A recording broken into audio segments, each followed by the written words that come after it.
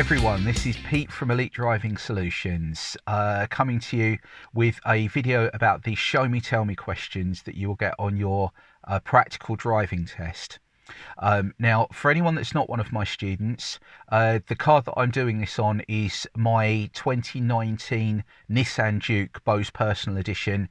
It's the 1.6 petrol version. What we're going to do is split this video into two sections.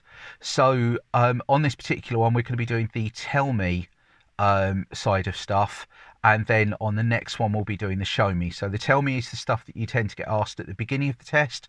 The show me is the things that you can get asked when you are actually driving later on. Okay, so let's have a quick look through everything that's going on.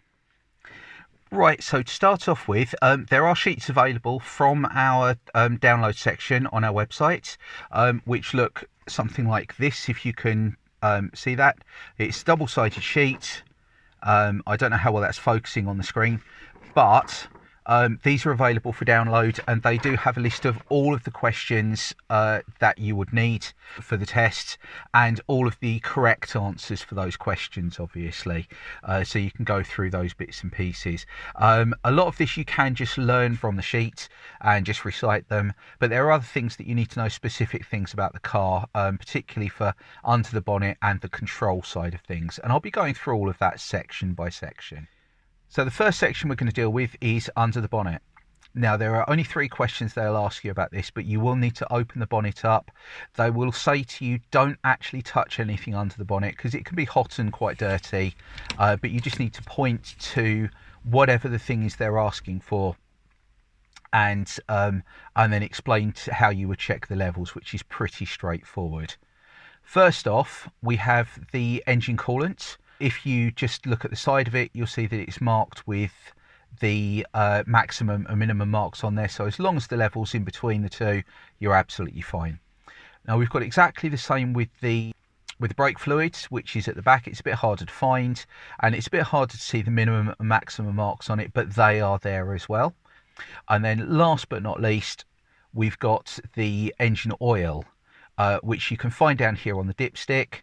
Now, this is the one that changes slightly, because what you'll need to do is pull the dipstick out, wipe it off with a clean cloth, dunk it back in, and then when you pull it back out again, you'll be able to see the level of the oil in between the minimum and maximum marks at the end of the dipstick. Okay, so the next set of questions are about checking the lights. And again, we've only got 3 sets of questions on this. So first off, with the headlights and tail lights, all you need to do is just turn the lights on, and I would turn them on fully if I were you, and then get out the car and walk around and have a look. Now, it's worth noting for each of these, you don't actually have to get out the car and walk around and look. You just have to say to the examiner that you would. With the indicator bulbs, the easiest way of doing this is by turning on the hazard lights, which you can do by pressing the hazard button. And then again, as before, just say to the examiner that you would do this, and then get out, walk around the car and check each of the bulbs to make sure they're working correctly.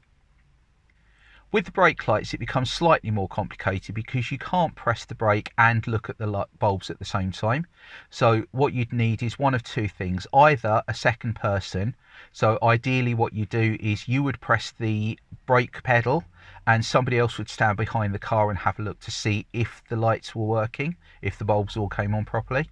One other option, if you don't have a second person to help you out with this, is to reverse up to a reflective surface and press the brake pedal and see if you can see the reflections of all 3 lights coming on. The third section is about the tyres. Now, there's only 2 questions that they will ask you on this one, but these tend to be the awkward questions. So what I'm going to do is pop those up on the screen so you can look at them.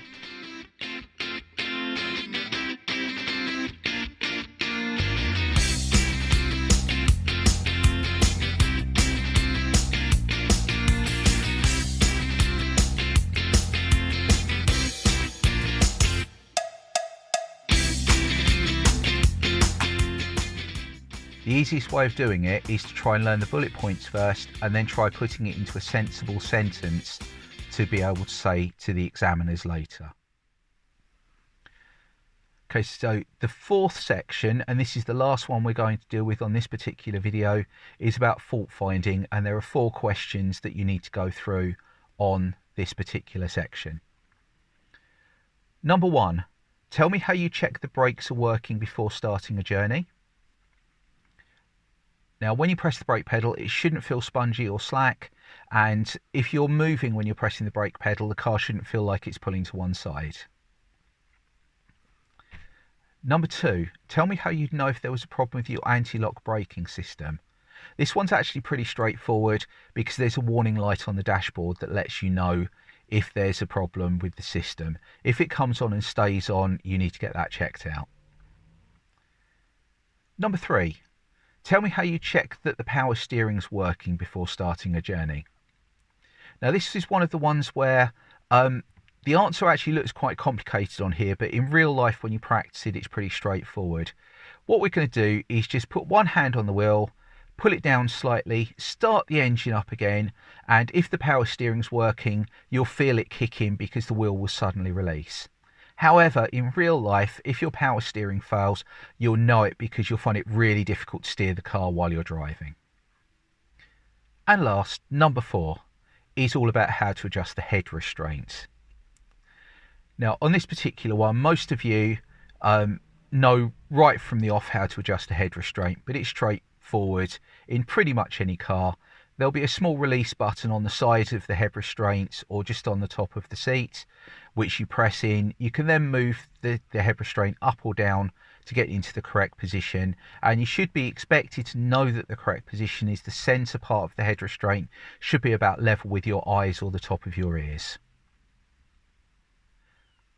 Okay, so that's everything for this particular video, and in the next video we'll be going through what we need to do for the controls side of it, and the questions that you can potentially be asked when you are driving during your actual test. It's also worth a note at this point that there are 21 questions available, but the examiners will only actually ask you 2 of them. They'll ask you one of the tell me questions while you're in the car park before you set off on your test, and they will ask you a show me question when you're actually driving.